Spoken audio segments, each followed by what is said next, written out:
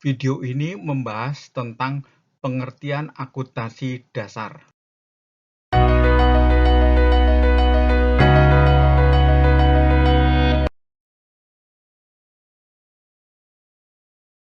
Pada materi ini, kita akan pertama memahami pengertian akuntansi dan manfaatnya, baik internal maupun eksternal.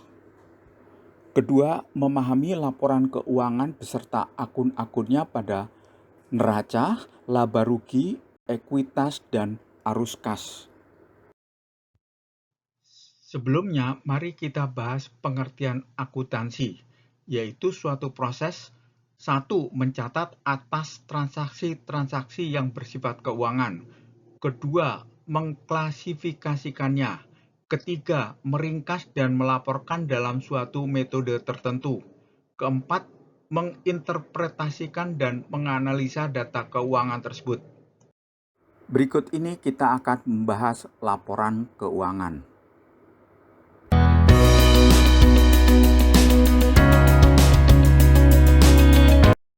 Dalam akuntansi, kita mengenal jenis-jenis laporan keuangan yang dibuat berdasarkan ringkasan data akuntansi. Laporan tersebut adalah neraca atau Statement of Financial Position, laba rugi atau Statement of Income, ekuitas atau Statement of Owner Equity, dan arus kas atau Statement of Cash Flow.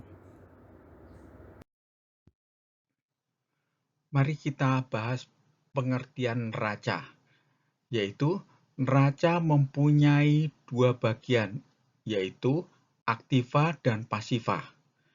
Kita mulai dari bagian pasiva, yaitu modal atau ekuitas yang melakukan pembiayaan terhadap aktiva, khususnya pembelian tanah dan bangunan, serta pembelian mesin, dan juga pembelian bahan baku yang digunakan untuk siklus usaha.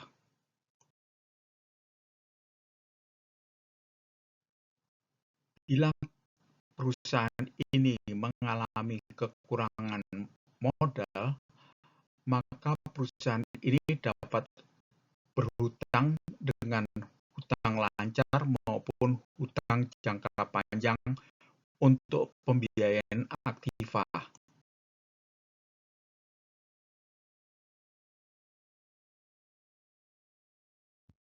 Berikutnya kita bahas komponen-komponen pada neraca. Pada sisi aktiva, satu, aktiva lancar, yaitu uang tunai dan harta lainnya yang bisa dikonversi menjadi kas dalam waktu kurang dalam 1 tahun buku. Aktiva lancar terdiri dari kas, piutang usaha, dan inventory. Kedua, aktiva tetap, yaitu harta berwujud yang dimiliki untuk digunakan dalam produksi atau penyediaan barang dan jasa. Aktiva tetap terdiri dari tanah dan bangunan, mesin dan peralatan, dan aktiva tak berwujud. Nomor 3, aktiva lainnya, yaitu aktiva yang tidak bisa digolongkan dalam aktiva tetap dan aktiva tak berwujud, yang terdiri dari aktiva lainnya. Pada sisi pasiva, komponennya adalah satu, hutang lancar, yaitu hutang yang harus dilunasi kurang dari 1 tahun buku. Hutang lancar terdiri dari hutang jangka pendek dan hutang usaha. Berikutnya, hutang jangka panjang, yaitu hutang jangka waktu lebih dari 1 tahun buku, yang terdiri dari hutang jangka panjang. Berikutnya, ekuitas, yaitu hak kekayaan bersih pemilik dalam perusahaan.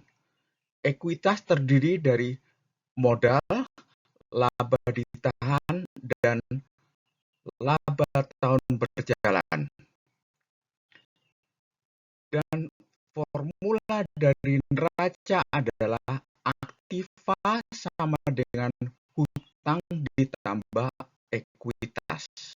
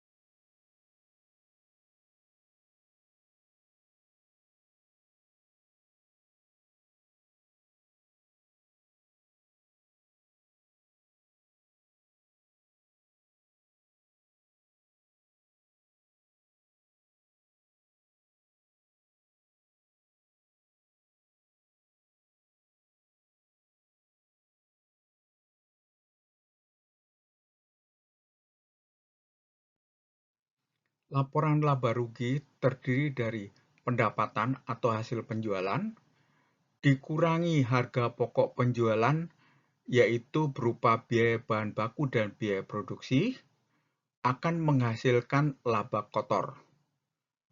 Kemudian dikurangi biaya admin dan umum, akan menghasilkan laba operasional. Kemudian ditambahkan pendapatan lain, dikurangi biaya bunga, akan mendapatkan laba prapajak. Setelah dikurangi pajak, maka kita akan mendapatkan laba bersih.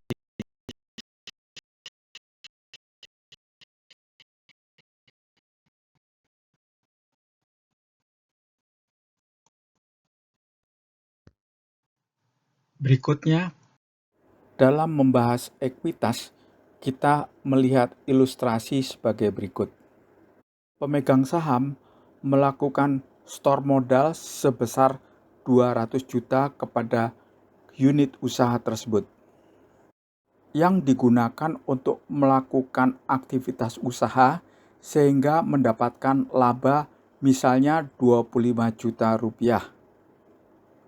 Kemudian unit usaha melakukan pembayaran dividen kepada pemegang saham sebesar 5 juta rupiah. Maka sisa laba sebesar 25 juta rupiah dikurangi 5 juta rupiah adalah sebesar 20 juta rupiah tersebut dikategorikan sebagai laba atau rugi yang ditahan. Jadi pengertiannya adalah, pertama, modal adalah uang tunai yang disetorkan para pemegang saham kepada unit usaha. Jangka waktu modal yaitu sepanjang unit usahanya beraktivitas. 2. Laba atau rugi ditahan, yaitu laba atau rugi yang dihasilkan pada periode tahun-tahun sebelumnya. 3. Laba atau rugi tahun berjalan, yaitu laba atau rugi yang dihasilkan pada periode tahun berjalan. Misalnya tahun 2020 ini.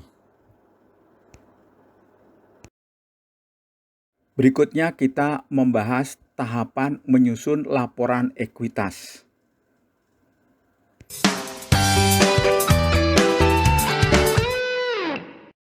Untuk memahami laporan ekuitas, mari kita lihat aktivitas berikut ini.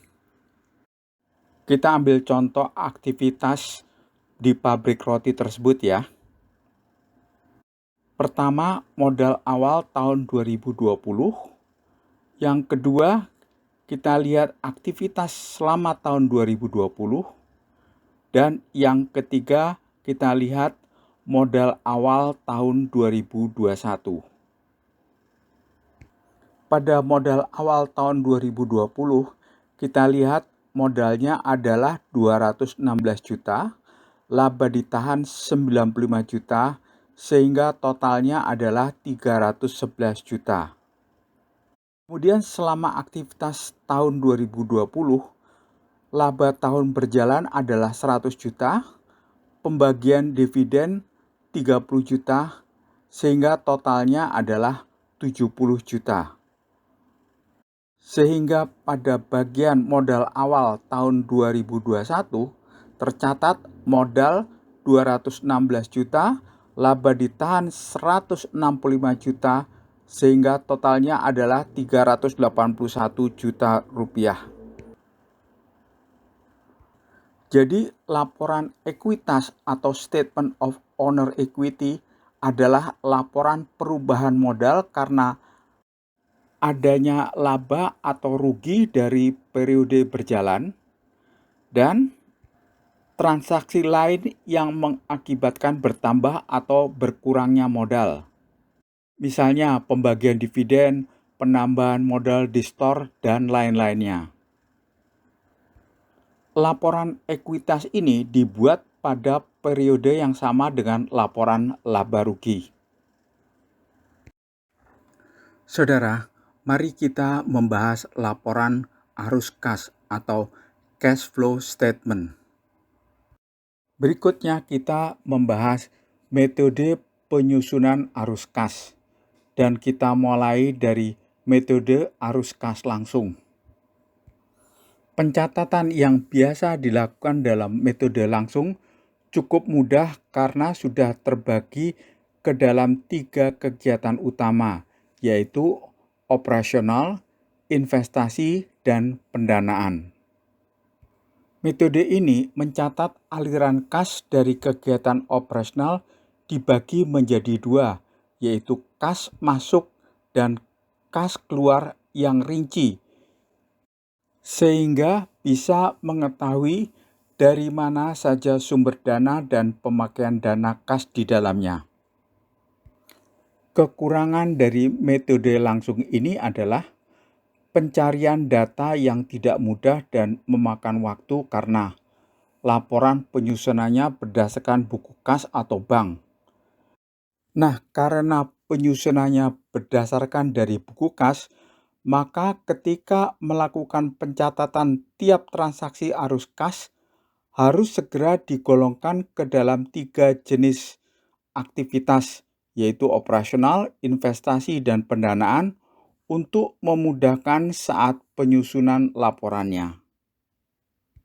Format metode langsung yang umum digunakan yaitu penerimaan kas dari konsumen atau pelanggan, pembelian atau pembayaran kepada supplier, pembayaran gaji karyawan, pembayaran pajak dan bunga, pembayaran kas dari pembelian berupa aset tetap, penerimaan kas yang didapat dari penerbitan saham, dan lain-lainnya.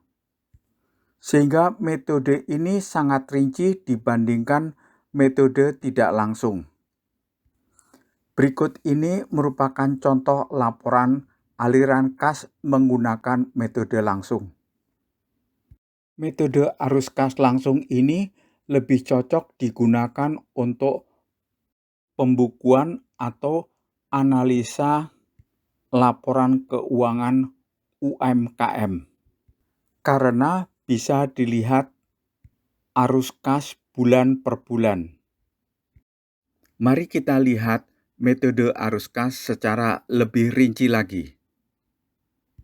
Pada diagram arus kas ini menjelaskan komponen-komponennya mulai dari saldo awal, kas masuk yang terdiri dari penjualan tunai dan pelunasan hutang, kas keluar yang terdiri dari biaya, pelunasan hutang, dan investasi. Dan kita mendapatkan saldo operasional. Kemudian setelah bayaran hutang bank dan pembayaran pajak, kita akan mendapatkan saldo akhir. Saldo akhir pada bulan pertama akan menjadi saldo awal pada bulan kedua. Dan arus kas pada bulan kedua ini mencatat transaksi-transaksi kas masuk, kas keluar, saldo operasional, pembayaran hutang bank, dan pembayaran pajak, dan kita akan mendapatkan saldo akhir pada bulan kedua. Demikian seterusnya untuk bulan ketiga, bulan keempat, dan bulan kelima.